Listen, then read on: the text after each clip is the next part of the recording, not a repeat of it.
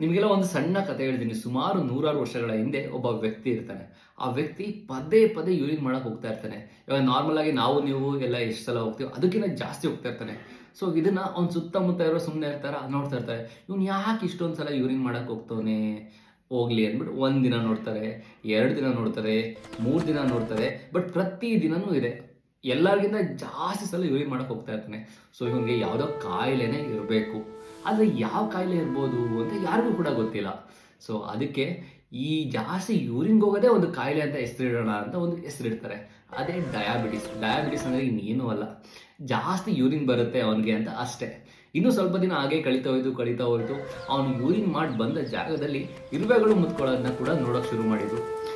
ಇರುವೆಗಳು ಯಾಕೆ ಮುತ್ಕೊಳ್ತಾ ಇದೆ, ಇದರಲ್ಲಿ ಸಿಹಿ ಅಂಶ ಇದೆ ಅವನ ಯೂರಿನಲ್ಲಿ ಅಂದ್ಬಿಟ್ಟು ಅದಕ್ಕೂ ಒಂದು ಹೆಸರಿಡಬೇಕು ಅಂದ್ಬಿಟ್ಟು ಮೆಲಿಟಸ್ ಅಂತ ಇಟ್ರು. ಮೆಲಿಟಸ್ ಅಂದ್ರೆ ಇನ್ನೇನು ಅಲ್ಲ, ಸಿಹಿಯಾದ ದ್ರವ ಅಥವಾ ಹನಿ ಅಂತ. ಈಗ ನಿಮ್ಮ ಡಯಾಬಿಟಿಸ್ ಮೆಲಿಟಸ್ ಬಂದಿದ್ದು ಇದನ್ನ ಸುಮಾರು ವರ್ಷಗಳ ಹಿಂದೆನೆ ಭಾರತದಲ್ಲೂ ಕೂಡ ಮಧುಮೇಹ ಅಂತ ಹೇಳಿ ಕರಿತಾ ಇದ್ರು. ಮಧು ಅಂದ್ರೆ ಏನು, ಹನಿ. ಮೇಹ ಅಂದ್ರೆ ಯೂರಿನ್, ಅಂದ್ರೆ ಹನಿ ಯೂರಿನ್ ಮಾಡ್ತಾನೆ ಅಂತ ಆ ಕಾಯಿಲೆಗೆ ಹೆಸರು ಕೊಟ್ಟದ್ದು. ಈಗ ನಿಮ್ಮ ಡಯಾಬಿಟಿಸ್ ಮೆಲಿಟಸ್ ಹಾಗೆ ಮಧುಮೇಹ ಬಂದದ್ದು. ಇದು ಡಾಕ್ಟರ್ ವಿಕಾಸ್ ಶೋಭರಾಜ್. ನಿಮಗೆ ಡಯಾಬಿಟಿಸ್ನ ಎಷ್ಟು ಸಿಂಪಲ್ ಆಗಿ ಅರ್ಥ ಮಾಡಿಸೋಕ್ಕಾಗುತ್ತೋ ಅಷ್ಟು ಸಿಂಪಲ್ ಆಗಿ ಡಯಾಬಿಟಿಸ್ ಅಂದ್ರೆ ಏನು, ಇದನ್ನ ಹೇಗೆ ಕಂಟ್ರೋಲ್ಗೆ ತರಬೇಕು, ಹಾಗೆ ಡಯಾಬಿಟಿಸ್ ರೆಮಿಷನ್ ಅಂದ್ರೆ ಏನು ಅನ್ನೋದನ್ನ ಕೂಡ ಮುಂದಿನ ವಿಡಿಯೋದಲ್ಲಿ ಹೇಳ್ತಾ ಹೋಗ್ತೀನಿ. ಅಲ್ಲಿವರೆಗೂ ಬಾಯ್ ಬಾಯ್.